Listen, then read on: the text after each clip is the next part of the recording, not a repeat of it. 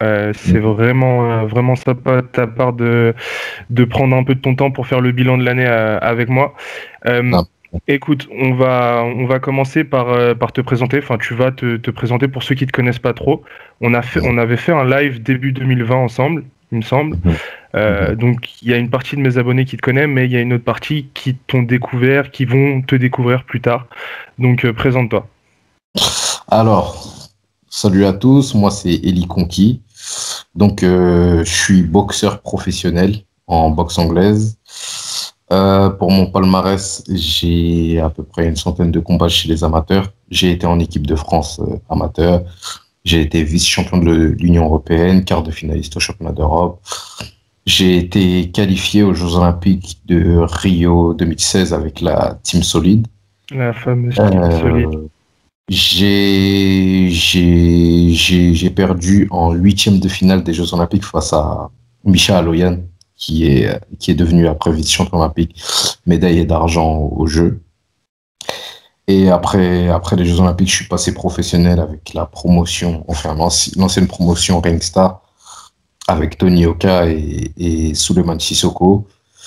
Voilà, j'ai été champion de France 4 fois, champion de l'Union européenne et là actuellement je suis champion intercontinental WBA, ce qui m'a classé dans le top 14 mondial aujourd'hui.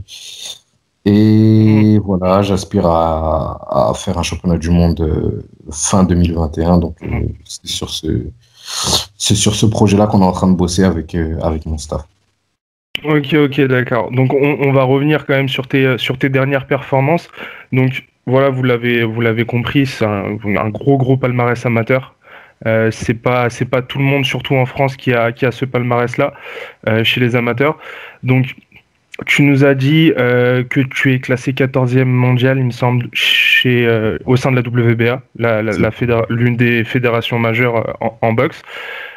Tu m'as dit la suite pour 2021, c'est quoi de monter dans le classement ou de viser La une suite, ceinture mondiale directement? en fait, moi, c'est simple. Mon objectif, c'est pas d'être appelé par le super champion qui est Inoue, le Inoue, japonais. ouais, le japonais. Je veux pas être appelé genre un mois à l'avance ou un mois et demi à l'avance. Je veux vraiment être classé challenger officiel, mais pour ça, il va falloir que je défende mon titre de l'intercontinental. Il va sûrement falloir que je fasse un WBA Gold. Mm. Et j'ai, dans un premier temps, pour objectif de boxer le champion régulier WBA, Guillermo Rigondeaux. Et ensuite le taper et ensuite, voilà, faire en sorte de boxer Inoue. Oui. Je voudrais affronter directement le Cubain Rigundo. Ouais, C'est ouais. c'est ce que tu m'as dit. Donc voilà, c'est ce que je disais, c'est des choses qui se font de plus en plus. Il y a de plus en plus de professionnels justement qui avec très peu de combats professionnels, accèdent à des championnats du monde. Surtout quand il y a un gros palmarès amateur derrière. On va quand même revenir donc à notre bilan 2020. Donc c'est très simple, pour éviter de faire trop long, j'ai choisi, on va dire, 5 boxeurs qui m'ont assez marqué durant cette année. Donc tu en fais partie. Pour moi, même si il me semble que tu as combattu qu'une seule fois en 2020, non? C'est ça, oui. C'était en novembre, il me semble. C'était en octobre. Octobre Ah, en face au octobre, ouais. Dominicain. C'est là où justement tu es passé 14e WBA. Yes. Donc c'était une grosse step en avant. Pourquoi tu fais partie des 5? Parce que pour moi, tu as eu une grosse adversité en face. Pour moi, c'était un boxeur qui était quand même très bien classé dans pas mal de classements. Et tu as quand même réussi à maîtriser le combat en 12 rounds. Tu as quand même réussi à, on va dire, imposer ta boxe. Je sais pas c'est quoi ton ressenti, si tu as revu ton combat derrière. Ouais, j'ai revu. Ouais. Alors, le combat, déjà, la préparation en soi, ça a été assez compliqué par rapport au fait qu'il y a eu des reports à chaque fois. Des reports. Il y en a eu 3. Il y a eu 3 reports avant réellement d'avoir une date fixe, donc qui était le 17 octobre. Il faut savoir que moi, j'étais censé boxer au mois d'août, le 5 août, je crois. Ensuite, on m'a dit que je boxerais au mois de septembre et ensuite au mois d'octobre. Mais voilà, ça a été assez particulier parce que ma prépa, moi, je l'avais commencé depuis le mois d'avril. Ouais. Et à chaque fois, il y a eu des reports et tout. Ça a été super, super, super, super long. Mais bon, de base, je voulais faire... j'ai pas honte de le dire, je voulais boxer Karim Guerfi, de base. Mais bon, après, voilà, par rapport aux difficultés sanitaires et tout, ça a été assez compliqué d'organiser ce championnat d'Europe. Ensuite, j'ai voulu défendre mon titre de l'Union européenne. Sauf que les Espagnols, ils étaient pas trop chauds face à mon challenger. Et après, on est parti sur un titre intercontinental. Et ça, c'est ce qui m'a vraiment donné une grosse motivation, sachant que ce titre-là m'aurait classé dans le top 15 mondial WBA. Et voilà, ça m'a mis un coup de boost, on va dire, par rapport à la préparation particulière qu'a été ce combat-là. Ok. Donc finalement, en début d'année, tu voulais, comme tu l'as dit au début, affronter Karim Guerfi pour une ceinture européenne, parce qu'il faut savoir faire la distinction. C'est vrai que le grand public est souvent confus par rapport à ça. Il y a la ceinture de l'Union européenne et la ceinture européenne. C'est deux choses différentes. Donc malheureusement, tu n'as pas pu, pour différentes raisons. On va quand même revenir à ça. C'est vrai que 2020, ça a été une année compliquée pour beaucoup de personnes. J'ai énormément de respect pour les promoteurs qui sont arrachés tout simplement pour essayer d'organiser des événements. Et vraiment, je suis tout cœur avec les boxeurs qui n'ont pas pu boxer tout court. Toi, tu l'as dit. Plusieurs fois, ton combat a été repoussé. Enfin, tes combats ont été repoussés.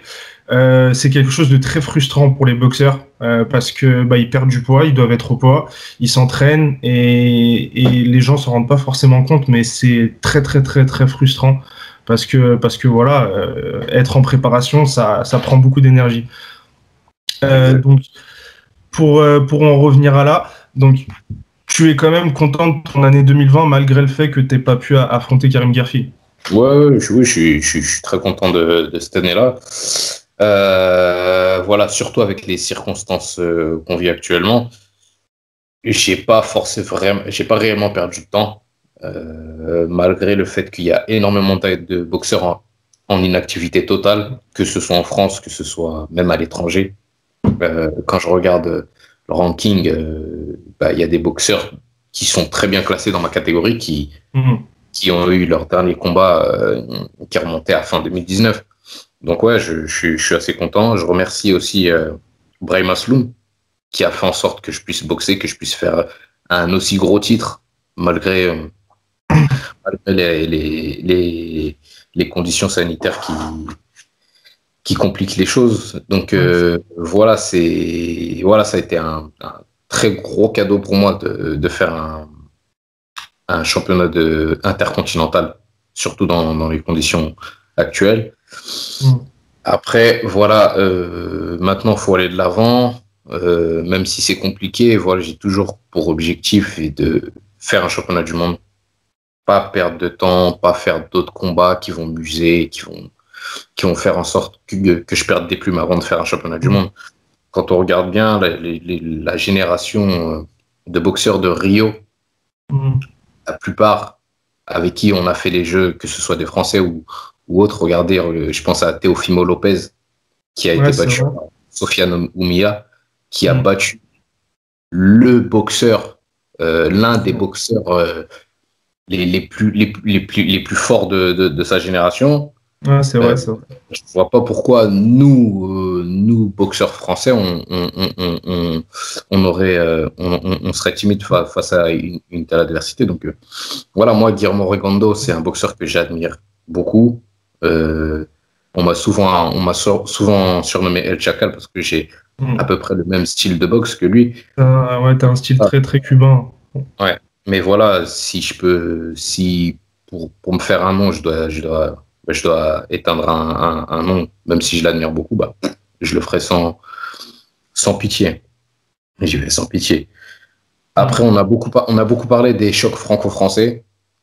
Il faut savoir que Karim Guerfi, j'ai beaucoup de respect pour lui. J'ai beaucoup de respect pour sa carrière.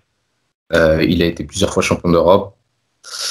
Mais voilà, il faut que les gens savent que les boxeurs français veulent s'affronter. Ils veulent bien s'affronter, sauf que il y a pas de choses réellement qui font qu'on puisse s'affronter, qu'on ait des vrais chocs. On parle souvent des Anglais. On va dire que les promoteurs ne veulent pas forcément mettre les moyens ou ont peut-être peur de mettre les moyens. Mais pas forcément les moyens qu'il faut pour que ça fasse de réels combats. Il faut savoir que les Anglais, eux, le font. C'est pour ça qu'ils s'affrontent. Si les moyens n'étaient pas mis en place pour que les boxeurs anglais s'affrontent, bah, il n'y aurait pas d'aussi gros chocs chez les Anglais. Bah, on a vu là dernièrement Joe Joyce face à Daniel Dubois. Ouais, c'est vrai. Malgré les conditions qui ont été là, bah, je pense que les promoteurs, ils ont fait en sorte que le combat se fasse et qu'ils ont mis la main à la poche pour que le combat se fasse. Donc voilà, après, pour arriver à mon titre mondial, je pense que je sais pas, je pense pas qu'il y aura de Guerfi conquis. Ça, je l'ai vu au fur et à mesure du temps qui est passé. Ça me semble assez compliqué, peut-être plus tard, je sais pas, mais voilà, moi j'ai une seule. C'est pas d'actualité, quoi. C'est faire un championnat du monde. Lui, il doit défendre son titre européen et je pense qu'après, il aura aussi sa chance mondiale puisqu'il est bien classé. Je crois qu'en IBF, il est très bien classé. Donc voilà, chacun fait sa route. Si on doit se rencontrer, on se rencontrera. Mais il faut que les promoteurs mettent les moyens pour, ou même les chaînes de télé mettent les moyens pour. Après, ça, c'est une autre histoire. Mais c'est hors notre contrôle.